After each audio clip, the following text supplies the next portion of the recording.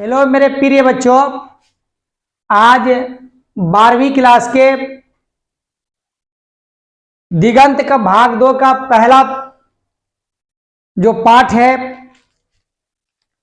जिसका शीर्षक है बातचीत। शीर्षक क्या है? बातचीत। और इसके लेखक हैं बालकृष्ण भट्ट। इस शीर्षक में लेखक ने बताने की कोशिश की है कि अगर इस दुनिया में बातचीत करने का तरीका नहीं होता या मनुष्य के मुंह में बोली नहीं होती तो दुनिया क्या हो जाती? गूंगी हो जाती और मनुष्य जो होते वह लुंज पुंज हो जाते। इसको मैं लाइन बाई लाइन आपकी किताब से पढ़ता हूं, आप गौर से सुने। इसे तो सभी स्वीकार करेंगे कि अनेक प्रकार की शक्तियां जो वरदान की भांति ईश्वर ने मनुष्य को दी है, उनमें वाक शक्ति भी एक है। वाक शक्ति मतलब बात करने की ताकत, बात करने की कुव्वत एक है। यदि मनुष्य की और इंद्रियां अपनी अपनी शक्तियों में विकल रहती हैं और वाक शक्ति मनुष्य में न होती तो हम नहीं जानते कि इस गूंगी सृष्टि का क्या हाल होता। अगर मनुष्य में बात करने की ताकत नहीं होती तो ये सृष्टि क्या हो जाती? गूंगी हो जाती। और लेखक का कहना है कि इस बात को हम नहीं जानते कि इसका हाल क्या होता, कौन किस गड्ढे में कहां गिर जाता, किसको क्या मांगना होता और कौन क्या दे देता। सब लोग लुंज पुंज से हो मानो कोने में बैठा दिए गए होते और जो कुछ सुख दुख का अनुभव हम लोग अपनी दूसरी इंद्रियों के द्वारा करते हैं, उसे अवाक होने के कारण आपस में एक दूसरे से कुछ न कह सुन सकते। इस वाक शक्ति के अनेक फायदों में स्पीच वक्तृता और बातचीत दोनों हैं, किंतु स्पीच से बातचीत का ढंग ही निराला है। बातचीत में वक्ता को नाज नखड़ा जाहिर करने का मौका नहीं दिया जाता है कि वह बड़े अंदाज में गिन गिन कर पांव रखता हुआ पुलपिट पर जा खड़ा हो और पुण्य हवा वाचन या नांदी पाठ की भांति घड़ियों तक साहिबान, मजलिस, चेयरमैन, लेडीज एंड जेंटिलमैन की बहुत सी स्तुति करावे और तब किसी तरह वक्तृता का आरंभ करे।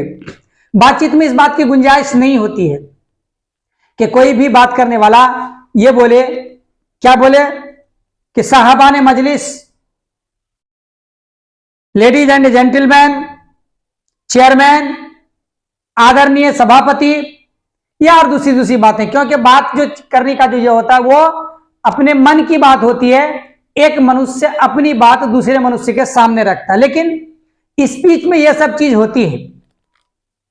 जहां कोई मर्म या नोक की चुटीली बात वक्ता महाशय के मुख से निकली कि ताली ध्वनि से कमरा गूंज उठा, इसलिए वक्ता को खामखा ढूंढकर कोई ऐसा मौका अपनी वक्तृता में लाना ही पड़ता है जिससे करतल ध्वनि अवश्य हो। वक्ता जो बात करने वाला होता है, स्पीच देने वाला, उसको ऐसी चुटकुली बात खोज के लानी पड़ती है जिससे कि जो सुनने वाले होते हैं, श्रोता गण होते हैं, वो उसमें हंसें और तालियां बजे, जिसकी वजह से हॉल गूंज उठे। जैसे कि मेरे प्रिय साथियों, अभी आते आते पता चला कि एक ट्रेन अपने जगह से गायब हो गई। उसको कौन ले गया? कुछ लोग जब ये राजनीति स्पीच होती है तो वो राजनेताओं के खिलाफ बात करने लग जाते। इस तरह की बात होती है जिससे लोग ताकि बात सुनकर उनकी तालियां बजाएं। इसके बाद वही हमारी साधारण बातचीत का कुछ ऐसा घरेलू ढंग है कि उसमें न करतल ध्वनि का कोई मौका है, न लोगों के कह कहे उड़ाने की कोई बात ही रहती है। हम दो आदमी प्रेम पूर्वक संलाप कर रहे हैं, कोई चुटली बात आ गई, हंस पड़े, मुस्कुराहट से होठों का केवल फड़क उठना ही इस हंसी की अंतिम सीमा है। स्पीच का उद्देश्य सुनने वालों के मन में जोश और उत्साह पैदा कर देना है। घरेलू बातचीत मन रमाने का ढंग है, उसमें स्पीच की वह संजीदगी बेकदर हो धक्के खाती है। दो बात को यहां पर समझिए, एक है स्पीच, स्पीच जो होता है वह सुनने वालों के मन में जोश जगा देती है, उत्साह जगा देती है। और बात करने वाले का जो अंदाज होता है, बात मन की बात की जाती है, मन से बात होती है। एक ही बात करने वाले की बात बहुत सारे लोग सुनने को तैयार होते हैं, वही बात कोई दूसरा करता तो वो बात सुनने को तैयार नहीं होते। कहने का अंदाज होता है। जैसे एक चुटकुला मैं आपको सुना दूं, एक बात बता दूं कि एक आदमी ट्रेन पर सफर कर रहा था और वो गया बाथरूम, वहां से लौट के आया तो उसकी जगह पर दूसरा आदमी बैठ गया। उसको पूछा, भाई साहब आपका नाम? बोला शांतिराम। बोला आपके बाप का नाम? बोला कांतिराम। तो उसने कहा कि भाईजान ये जो है ये सीट कांतिराम की नहीं है, मेरे भाई कांतिराम की नहीं है। यानी कहा उसने कि तुम्हारे बाप की नहीं है। अगर वही बात करता था कि तुम्हारे बाप की नहीं है तो दोनों में मार हो जाता, लेकिन क्या कहा, भाईजान ये सीट कांति भाई की नहीं है, मतलब तुम्हारे बाप की नहीं है। तो ये बात कहने का जो अंदाज होता है, अंदाज से लोग बात को कड़वी से कड़वी बात भी कह दी जाती है तो लोग बात को सह जाते हैं, समझ लेते हैं, झगड़ा नहीं होते। ये बात करने के अंदाज में। और वहीं पर बात करने के अंदाज में अगर बात को बदल दी जाए, वहीं पर वो कह देते कि ये तुम्हारे बाप की सीट है, दोनों लड़ जाते, तुम्हारे बाप की हम भी पैसा दिए, तुम भी पैसा दियो, दोनों में लड़ाई हो जाती।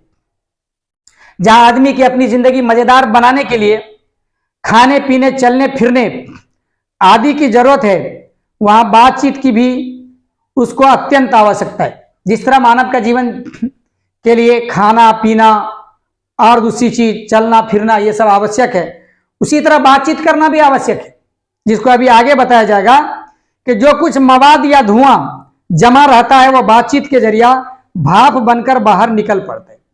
यानी कभी दो आदमी में आप मन मुटाव देखेंगे, बहुत दिन तक वह फूलता रहता है तो उसके अंदर जो धुआं होता है या उसके अंदर जो बात जमी होती है, गुस्सा होता है, जब दोनों में बातचीत होने लगती है तो वो निकल जाता है। और जब निकल जाता है तो उससे उसका मन हल्का हो जाता है। यह कहा जाता है कि बात अगर करने का मौका दिया जाए वक्ता को तो उसके दिल का जब भरास निकल जाता है तो आसानी से उसको उसका जवाब देकर उसको ठंडा किया जा सकता है या इत्मीनान किया जा सकता है।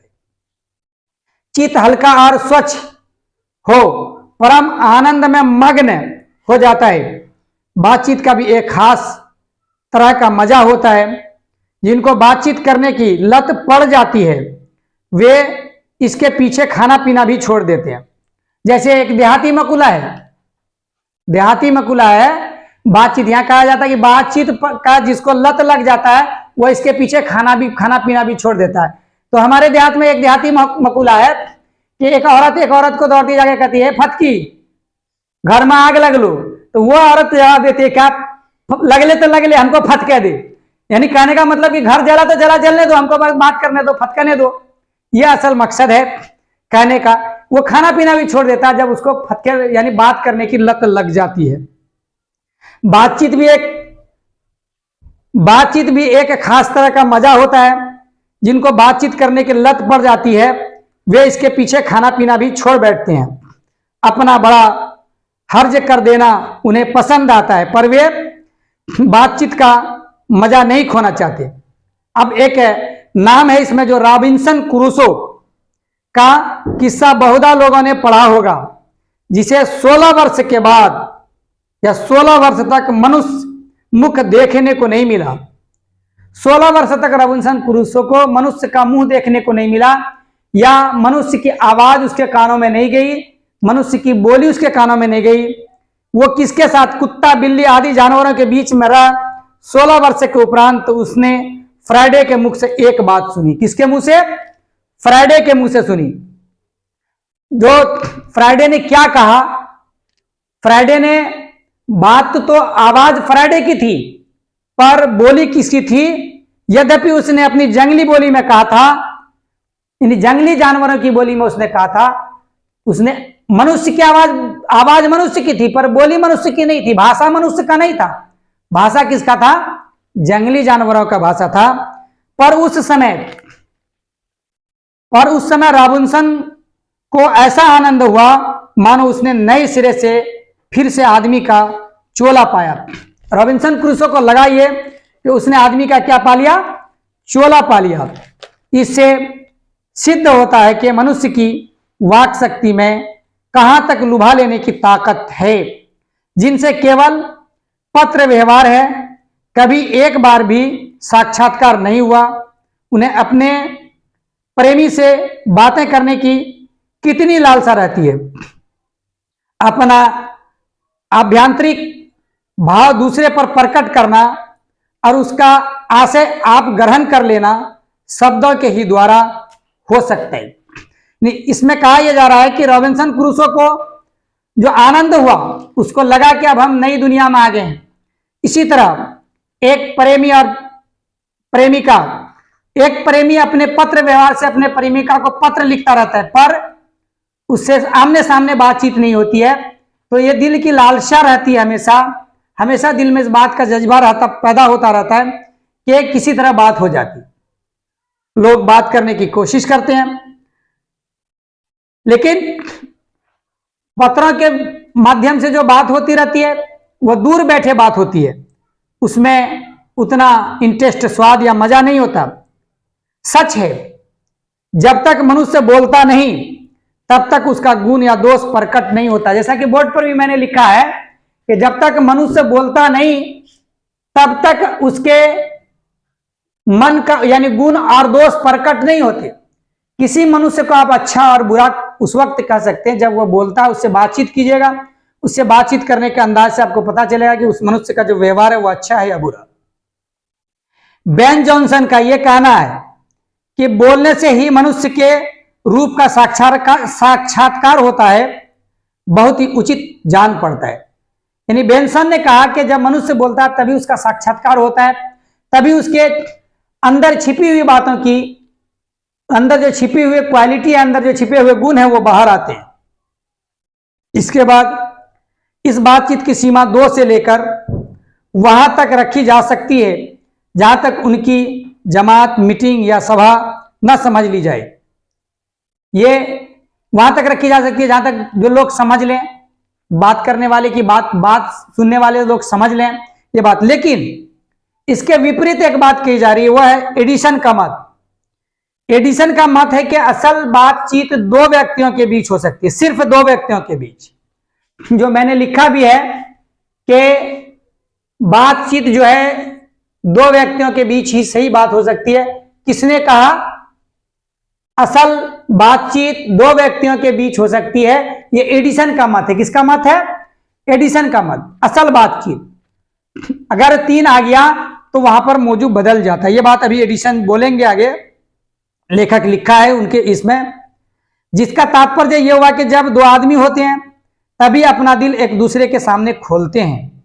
जब 3 हुए तब वह 2 की बात कोसों दूर गई। कहा भी है कि 6 कानों में पड़ी बात खुल जाती है। दूसरे ये कि किसी तीसरे आदमी की कि आ जाते ही या तो वो दोनों अपनी बातचीत से निरस्त हो बैठेंगे या उसे निपट मूर्ख या ज्ञानी समझ बनाने लगेंगे। जब 2 आदमी बात करता रहता है, तीसरा आ जाता है तो उसका जो टॉपिक होता है, उसका जो मौजू होता है बात करने का, वो बदल जाता है। वो ये समझता है कि तीसरा आदमी जो आ गया तो ये अगर इस बात को सुन लेगा तो बात आउट हो जाएगी। इस बात का खतरा इस वजह से भी होता है कि 2 आदमी अगर है, बात आउट होगी तो इसी 2 आदमी पर शक होगा कि इसी दोनों में कोई बोला।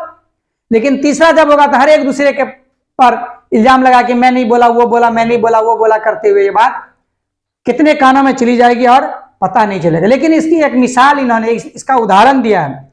जैसे गर्म दूध और ठंडे पानी के 2 बर्तन पास पास साट के रखे जाएं तो एक का असर दूसरे में पहुंच जाता है, अर्थात दूध ठंडा हो जाता है और पानी गर्म। वैसे ही 2 आदमी पास बैठे हों तो एक का गुप्त असर दूसरे पर पहुंच जाता है, चाहे एक दूसरे को देखें भी नहीं।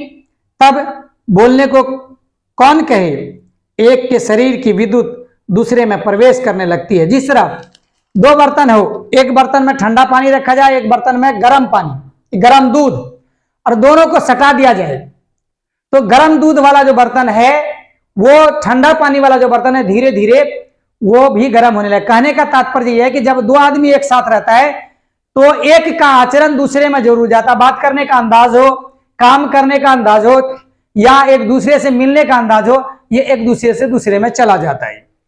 साथ में ये भी है कि जब पास बैठने का इतना असर होता है तब बातचीत में कितना अधिक असर होगा, इसे कौन न स्वीकार करेगा।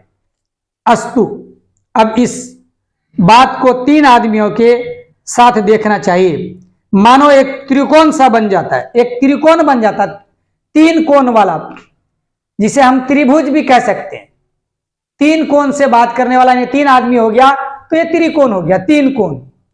कोण आप ज्यामिति में, जो ज्यामिति गणित है उसमें आप पढ़ेंगे, पढ़ के आएंगे 10th क्लास में, तो त्रिकोण बन जाता है। और तीनों चित्त मानो 3 कोण हैं और तीनों की मनोवृत्ति के प्रसरण की धारा मानो उस त्रिकोण की 3 रेखाएं हैं।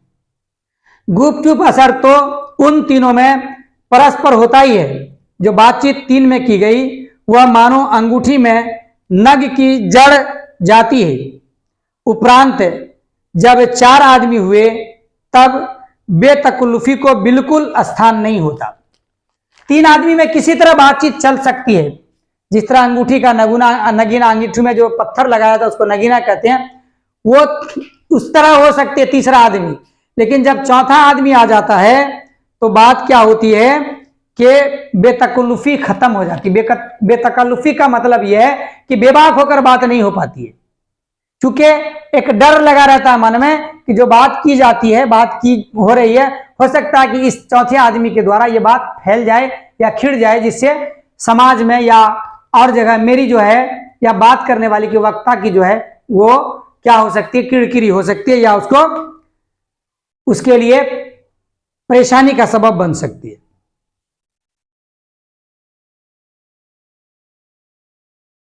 खुल के बातें न होंगी, जो कुछ बातचीत की जाएगी वो फॉर्मेलिटी, गौरव और संजीदगी के लक्ष्य में सनी हुई होगी। 4 से अधिक की बातचीत तो केवल राम रमोवल कहलाएगी, उसे हम संलाप नहीं कह सकते। इस बातचीत के अनेक भेद हैं। अब देखिए, 2 से ज्यादा हुआ तो वहां एक हल्की सी गुंजाइश होती है, बात करेंगे, लेकिन 4 हो जाती है तो वहां पर बेतकल्लुफी खत्म हो जाती है, बेबाकी खत्म हो जाती है, बात रुक रुक के करनी पड़ती है या बात बहुत सोच के करनी पड़ती है। लेकिन उसके बाद क्या है कि उससे ज्यादा हो जाए तो उसमें और बात संलाप सही ढंग से नहीं हो सकती। इसके बाद लेखक ने एक बड़ी अच्छी बात बताई। क्या बताई, गौर से सुनिए। 2 बुढ़ों की बातचीत पराया जमाने की शिकायत पर हुआ करती है। 2 बुढ़ों की बातचीत क्या होती है, पराया जमाने की शिकायत पर। 2 बूढ़ा जब एक जगह बैठ जाएगा तो बोलेगा हम लोगों का जमाना बड़ा अच्छा था, हम लोगों तो 2-2 किलो दूध, खड़े खड़े आधा बाल्टी दूध पी जाती थी। आजकल का बच्चा देखो कुछ नहीं, ऐसा बदतमीज है, वैसा बदतमीज है।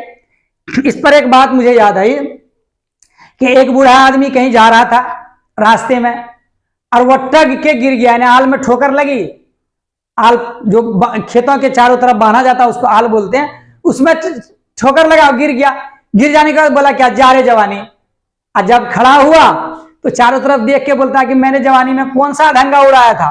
मतलब वो ऐसा आदमी था कि बुढ़ापे में वो ये कह रहा था कि हम जवानी में कौन सा काम किए थे, आज हम ये बात करें कि जा रे जवानी। तो 2 बुढ़ों की जो बात होती है वो शिकायत होती है जमाने की। भविष्य में या भूत में जो बातें हो जाती हैं उस बात पर वो वैसे लोगों को बताने की कोशिश करते हैं कि ताकि वो लोग तो जानते ही नहीं बच्चे कि भूत में इन लोगों के पास क्या हुआ था। इसके बाद आइए, वे बाबा आदम के समय की ऐसी दास्तां शुरू करते हैं जिसमें 4 सच तो 10 झूठ। बात आ गई, बात हो गई। 4 सच और 10 झूठ। अगर 14 बात वो करते हैं तो 10 झूठ और 4 सच होते। एक बार उनकी बातचीत का घोड़ा छूट जाना चाहिए, पहरों बीत जाने पर भी अंत न होगा। पराया, अंग्रेजी राज, परदेश और पुराने समय की रीति नीति का अनुमोदन और इस समय के सब भांति लायक नौजवानों की निंदा उनकी बातचीत का मुख्य प्रकरण होगा। उस वक्त के नौजवानों की निंदा करने लगते हैं वो कि आजकल का नौजवान ऐसा है वैसा है, हम लोग तो ऐसा कर देते थे वैसा कर देते थे, और वो इस बात को करके घंटों उसमें अपना वक्त बिता देते हैं। पढ़े लिखे हुए के लिए तो शेक्सपियर, मिल्टन, मिल और सेंसर जीभ पर नाचा करेंगे, अपनी लियाकत के नशे में चूर, हम चूत दिगरे नेस्त। एक मकूला आया है कि पढ़े लिखे लोग जब होते हैं तो उनके जिम्मे वो जो बात शुरू करेंगे तो शेक्सपियर की ही बात करेंगे, अल्लामा इकबाल की ही बात करेंगे, मिल्टन की ही बात करेंगे, मिल की ही बात करेंगे, यानी बड़े बड़े पढ़े लिखे लोगों की बात करेंगे। और उनके अंदर एक जो सिफत हो जाती है, वो एक सलाहियत जो हो जाती है, विशेषता, वो है कि एक मकूला फारसी का यहाँ पर पेश किया गया, हम चू दिगरे नेस्त, मेरे जैसा दूसरा कोई नहीं, मेरे जैसा दूसरा कोई नहीं। क्योंकि उनके अंदर एक ऐसी बात आ जाती है जिससे वो दूसरों को अपने जैसा नहीं समझते, जिसका कारण ये होता है कि वो दूसरों से नीचे हो जाते हैं। क्योंकि जब भी आप दूसरों को अपने जैसा नहीं समझेंगे, अपने से नीचा समझेंगे, तो वो भी आपको वो नहीं करेंगे, सम्मान नहीं देंगे, जिस कारण समाज में या दो आदमी के बीच दरार पैदा हो जाएगा। यही बात कहा जाता है, हम चू दिगरे नेस्त, मेरे जैसा कोई नहीं। और जब भी ये आदमी के अंदर आ जाता तो ये आदमी के अंदर क्या पैदा कर देता, घमंड पैदा कर देता। और घमंड इंसान के लिए, मानव के लिए नहीं है, ये घमंड जो वो ईश्वर के लिए, ईश्वर ही के अंदर घमंड रह सकता। जो आदमी घमंडी होता है उसके दोस्त कम होते हैं, दुश्मन ज्यादा हो जाते हैं। दो हम सहेलियों की बातचीत का कुछ जायका ही निराला है, रस का समुद्र मानो उमड़ चला आ रहा है, इसका पूरा स्वाद उन्हीं से पूछना चाहिए जिन्हें ऐसों की रस सुनी बात सुनने को कभी भाग्य लड़ा है। इन दो सहेलियों की बातचीत होती है, अब दोनों सहेली या तो तीसरी सहेली की बुराई करेगी या तीसरी सहेली की अच्छाई, या अगर वो भाभी है उसके घरों में या और ये तो वो उसकी शिकायत शुरू कर देगी या उसकी तारीफ शुरू कर देगी। इसके बाद अब जो कीमती बात आ रही है, ये बात है दो बुढ़ियों के बीच बातचीत होने की। पोपली दांत वाली बुढ़िया, ये वैसी बुढ़िया जिसकी दांत टूटी हो। क्या कह रहा है, दो बुढ़ियों की बातचीत का मुख्य प्रकरण बहू बेटी वाली हुई तो अपनी बहुओं या बेटियों का गिला शिकवा होगा, या वे बिरादराने का कोई ऐसा रम रसरा छेड़ बैठेंगे कि बात करते करते अंत में खोड़े दांत निकाल लड़ने लगेंगे। अंत में क्या करेंगे, खोड़े दांत निकालकर। आमतौर से होता है कि जब औरतें बहू वाली हो जाती हैं, उनको पुतोह हो जाती है, तो पुतोह की वो शिकायत करती हैं और बेटियों की वो तारीफ करने लगती हैं, जिससे अब थोड़ी बहुत आगे पीछे हुई तो दोनों की पोपली दांत से ओ करके लड़ाई शुरू हो जाती है। वो उसको ओ करती है, वो उसको ओ करती है, जिसकी बात समझ में नहीं आ रही है। ये उन बुढ़ियों की बात होती है। अगर दो खिलाड़ी मिल गया, ये वैसे खिलाड़ी जो गांव में खेलते हैं, सुनिए उनकी क्या बात आ रही है, दो खिलाड़ियों की भी। लड़कों की बातचीत अगर वह खिलाड़ी हुए, लड़कों की बातचीत अगर वह खिलाड़ी हुए, तो अपनी तारीफ करने के बाद वे कोई सलाह गांठेंगे जिससे उनको अपनी शैतानी जाहिर करने का पूरा मौका मिल जाएगा। अब देहात में क्रिकेट खेला जाता है, एक लड़का क्रिकेट खेलते खेलते टीम हार गई, बोला वो बात नहीं हुई, तुम लोग की बात नहीं मानेगा, वो ठोके बैट हम घुमा रहे थे ना, बैट पर बॉल आया ही नहीं, अगर बॉल आता तो हम ऐसा मरते कि छक्का 300 मीटर का हो जाता। वो अपना छोड़ना शुरू कर दिया और वो अपना गांठ बांध के वो अपनी तारीफ करने लगा, हम तो टीम को जिता देते, तुम जो लोग जो बाहर से हल्ला कर दिया ऐसे ऐसे ने हे कर दिया कि बस हम उधर ध्यान दिया, इधर बॉल स्टंप को तोड़ता हुआ चला गया। ये खिलाड़ियों की बात होती है। फुटबॉलर भी कभी कभी वही करता कि हम जो बॉल लिए पैर पर और जू ही शॉट कर रहे थे कि पब्लिक जो हल्ला किया तो बॉल फिसल गया, क्योंकि सब अपनी अपनी तारीफ करने में लगे रहते हैं। इसके बाद अगली बात जो आपके पाठ से संबंधित है, पढ़ने वाले बच्चों से संबंधित है, स्कूल के लड़कों की बातचीत का उद्देश्य अपने उस्ताद की शिकायत या तारीफ या अपने सहपाठियों में से किसी के गुण या अवगुण कथोपकथन होता है। अब दो पढ़ने वाला लड़का मिल गया या लड़की मिल गई, तो या तो वो अपनी शिक्षिका की शिकायत करेगी या शिक्षक की शिकायत करेंगे या तारीफ करेंगे। लेकिन आज के जमाने में, आज जब सभ्यताएं गिरती जा रही हैं, शिष्टाचार गिरता जा रहा है, आज ज्यादातर बच्चे उस्ताद की शिकायत ही करते हैं। मैं ये नहीं कहता कि सभी करते हैं, ज्यादातर बच्चे शिकायत करते हैं उस्ताद की। लेकिन मैं ये बात पूछना चाहता हूं आपसे कि उस्ताद की शिकायत करके आप तरक्की कर सकते हो, उन्नति कर सकते हो? आपका अधिकतर बच्चों का जवाब होगा नहीं। इसलिए कभी भी उस्ताद, चूंकि उस्ताद ने आपको रास्ता दिखाया है, उसने आपको बताया है कि संसार में जो अज्ञानता का अंधेरा, उससे आप कैसे ज्ञान के उजाले में आए हो।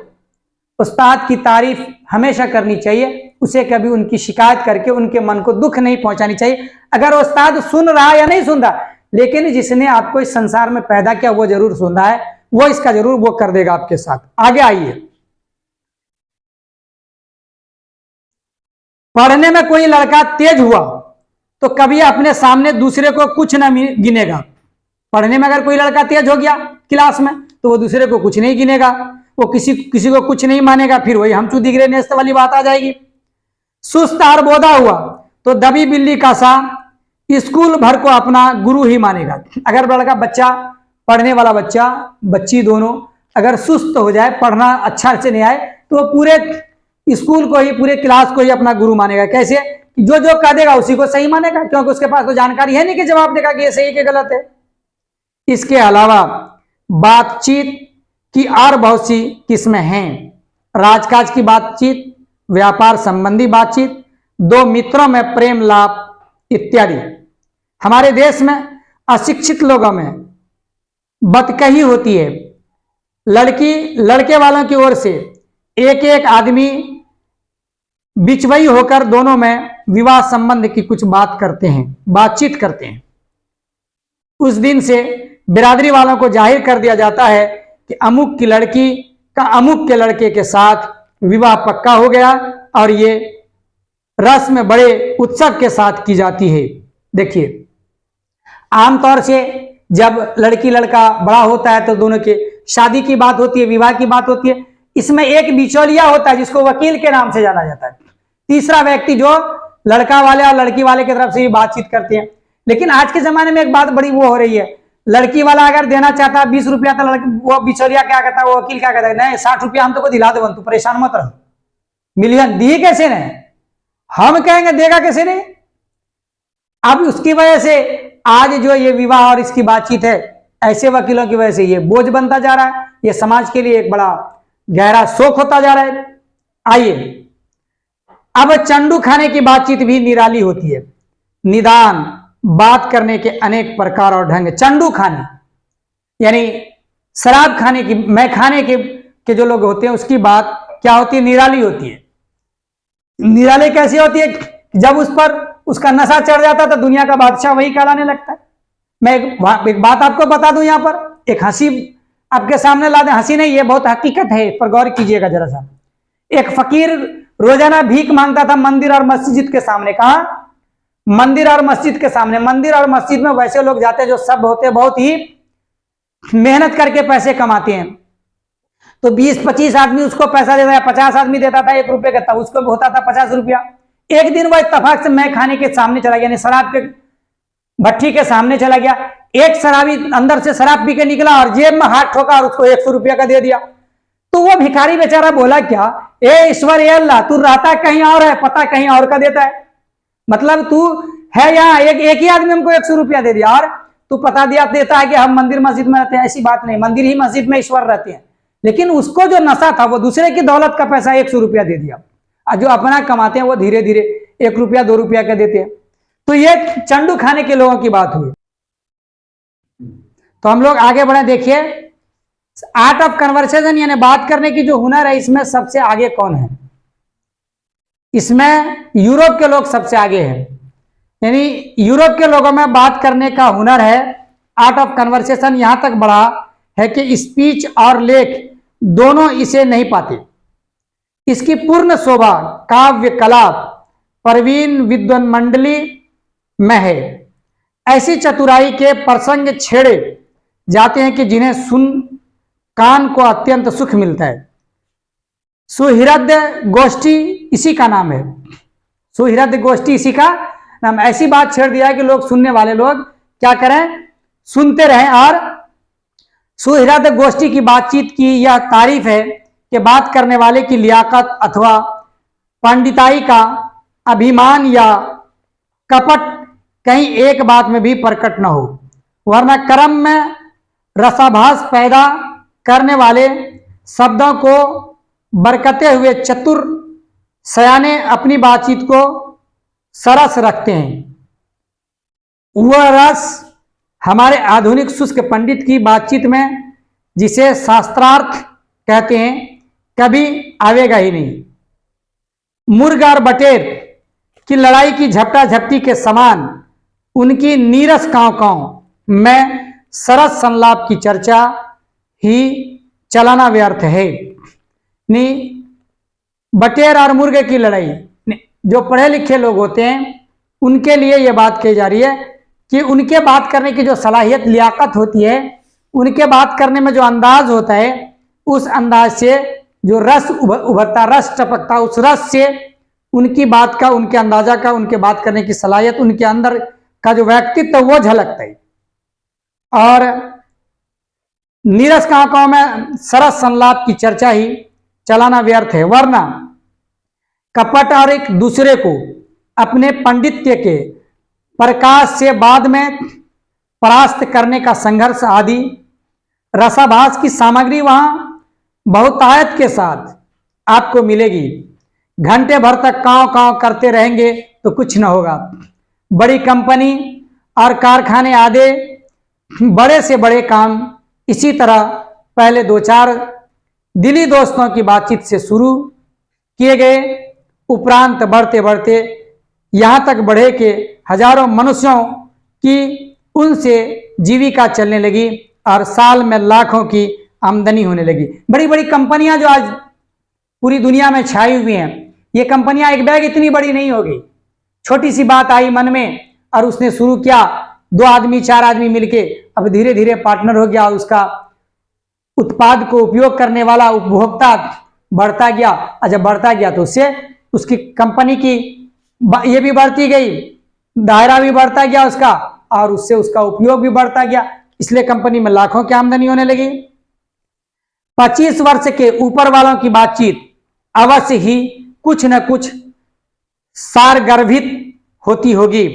जिस मनुष्य की उम्र 25 वर्ष से ऊपर हो जाती है, देखिए 60 से ऊपर वाले की बात हो और 15 से नीचे वाले की बात हो, इन बातों में उतनी वो नहीं होती है, रस नहीं होती, उतनी उस पर ये नहीं होता, उसका प्रभाव नहीं होता। लेकिन 25 साल के बाद जब आदमी मैच्योर्ड हो जाता है, जब आदमी प्रौढ़ हो जाता है, तो उनकी बातों में वजन होता है और वो सोच समझ कर बात करता है। तो 25 वर्ष से ऊपर वाले की बात जो होती है वो सार गर्भित होती है, अनुभव और दूरंदेशी से खाली न होगी। और 25 से नीचे की बातचीत में यद्यपि अनुभव, दूरदर्शिता और गौरव नहीं पाया जाता, पर इसमें एक प्रकार का ऐसा दिल बहलाव और ताजगी रहती है जिसकी मिठास उससे 10 गुनी बढ़ी चढ़ी होती है। 25 साल से नीचे के लोगों के में जो उसको अनुभव नहीं होता है, उनकी बातों का उतना नहीं होता, उनकी बात दिल बहलाने के लिए होती है। अब आइए अगले पैराग्राफ में देखें। यहां तक हमने बाहरी बातचीत का हाल लिखा है, जिसमें दूसरे फरीक के होने की बात बहुत आवश्यकता है, जिसमें दूसरे फरीक का होने की बहुत आवश्यकता है, बिना किसी दूसरे मनुष्य के हुए, जो किसी संभव नहीं है और जो 2 ही तरह पर हो सकता है। या तो कोई हमारे यहाँ कृपा करे या हमें जाकर दूसरों को कृतार्थ करें, हम ही जाकर दूसरे को क्या करें, कृतार्थ करें। ये 2 आदमी के बीच बातचीत होती है, या तो कोई सुनने वाला मेरे पास आए या हम किसी को जाके सुनाएं। पर यह सब तो दुनियादारी है, जिसमें कभी कभी रसाभास होते देर नहीं लगती, क्योंकि जो महाशय अपने यहां पधारे उनकी पूरी दिलजोई न हो सकती तो शिष्टाचार में त्रुटि है। अगर हम ही उनके यहाँ गए तो पहले तो बिना बुलाए जाना ही अनादर का मूल है, और जाने पर अपने मन माफिक बर्ताव न किया गया तो मानो दूसरे प्रकार का नया घाव हुआ।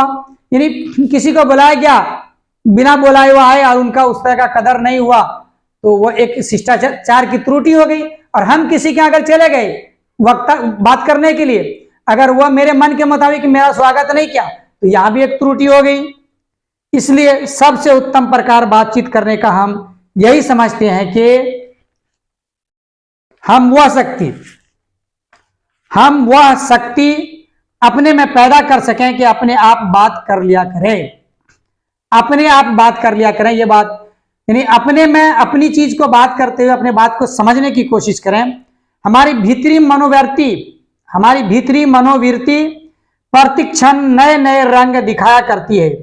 वह परपंचात्मक संसार का एक बड़ा भारी आईना है, जिसमें जैसी चाहो वैसी सूरत देख लेना कुछ दुर्घट बात नहीं है, और जो एक ऐसा चमनिस्तान है जिसमें हर किस्म के बेल बूटे खिले हुए हैं। अपने मन से मन की बात करने, यह ऐसा चमन है, यह ऐसा बाग है जिसमें बहुत तरह के फूल, बेल और बूटे फैले हुए हैं। इससे हम बात करके अपने आप को आगे बढ़ाने की कोशिश कर सकते हैं। ऐसे चमनिस्तान की सैर में क्या कम दिल बहाव है। मित्रों का प्रेम लाभ कभी इसकी 16वीं कला तक भी न पहुंच सका। इसी सैर का नाम ध्यान या मनोयोग या चित्त को एकाग्र करना है, जिसका साधन 1-2 दिन का काम नहीं। ये एक बात बहुत अच्छी कही गई यहाँ पर कि ध्यान या मनोयोग या चित्त का एकाग्र करना, इसके बगैर किसी भी मैदान में मनुष्य सफल नहीं हो सकता। जब तक उनके मन पर उनका कब्जा नहीं हो, मन उनका एकाग्र ना हो। अपने आप को सफलता पाने के लिए आपको अपने मन को एकाग्र करना पड़ेगा। आप भी अभी परीक्षार्थी होने जा रहे हैं, अभी विद्यार्थी हैं, कुछ दिनों बाद आपका परीक्षा होगा। आपको आज तैयारी करनी होगी अपने मन को एकाग्र करके, इकट्ठा करके, मन को के दूसरे घूमने फिरने, ये यहाँ बातचीत अलग बातचीत करने की बात को रोक कर एकाग्र करके पुस्तकों पर ध्यान देना पड़ेगा। लिखाए गए प्रश्नों के उत्तर याद करने पड़ेंगे। वर्षों के अभ्यास के उपरांत यदि हम थोड़ी भी अपनी मनोवृत्ति स्थिर कर अवाक हो अपने मन के साथ बातचीत कर सकें, तो मानो अहयो भाग्य एक वाक शक्ति मात्र के दमन से न जाने कितने प्रकार का दमन हो गया। एक वाक शक्ति का अगर दमन कर दिया जाए, जैसे पहले था जमींदार लोग गरीब लोगों की बातों को दबा देते थे तो उन्हें ऊपर उठने का मौका नहीं मिलता था, लेकिन जब उसको खत्म कर दिया गया, अब देखिए बहुत सारे लोग ऊपर उठते जा रहे हैं, बहुत सारे लोग अपने काम अपनी मर्जी के मुताबिक काम करते जा रहे हैं। ये दमन नहीं होगा। अगर वाक शक्ति आपकी मजबूत है तो आपका दमन नहीं होगा।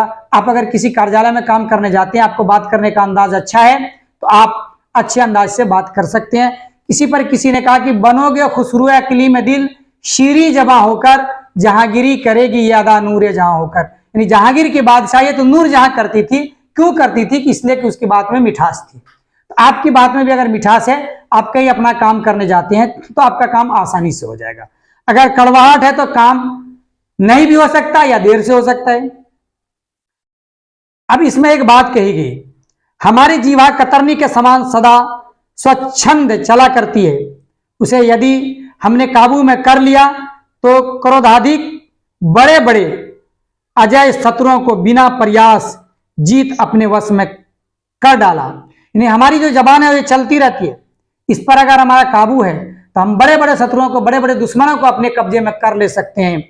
इसलिए अवाक रह अपने बातचीत करने का यह साधन यावत साधनों का मूल है और शक्ति परम पूज्य मंदिर है, परमार्थ का एकमात्र सोपान है। ये बहुत सारी बात आखिर में बताई गई आपको कि इन साधनों को मूल शक्ति और परम पूज्य मंदिर बनाकर हम अपनी बात को मीठी रखें। हमारी जबान में अगर मिठास होगी तो बहुत सारे लोग हमारे मित्र बन जाएंगे, अगर मिठास नहीं होगी, बात में नरमी नहीं होगी तो बहुत सारे लोग क्या होंगे, हमारे दुश्मन बन जाएंगे। लेकिन इंसान के जीने का, जीवन गुजारने का जो अंदाज होता है, ये दूसरों को दोस्त बनाकर ही जीने का अंदाज होता है। तो आइए मुख्य बातें मैंने बातचीत की इस पर लिख डाली है बोर्ड पर, आप इसको का स्क्रीनशॉट ले सकते हैं। पहली बात मैंने लिख दी कि वाक शक्ति नहीं होने पर संसार क्या होती, गूंगी और मनुष्य लुंज पूंज हो जाते। बातचीत और स्पीच का उद्देश्य सुनने वालों के मन जोश और उत्साह पैदा कर देना होता है। बातचीत कुछ मवाद या धुआं जमा रहता है वो बातचीत के जरिए भाप बनकर बाहर निकल पड़ता है। उसके बाद रॉबिन्सन क्रूसो ने 16 साल के बाद मनुष्य की आवाज सुनी थी, और रॉबिन्सन क्रूसो ने जिसकी बात सुनी थी उसका नाम फ्राइडे था। और जब तक मनुष्य बोलता नहीं तब तक उसके गुण या अवगुण का पता नहीं चलता, गुण या दोष का पता नहीं चलता। इसलिए किसी मनुष्य के बारे में उससे बिना बात किए उसके दोष और गुण का निर्धारण कर देना यह अच्छी बात नहीं है। दोष और गुण का निर्धारण करते समय आप उनसे बात करके ही कर सकते हैं कि वो अच्छे हैं या बुरे। असल बातचीत जो होती है, ये बराबर पूछा जाता है क्वेश्चन, ये प्रश्न कि असल बातचीत जो होती है वो दो व्यक्तियों के बीच होती है। ये मत एडिसन का कहना है। किसका कहना है? एडिसन का।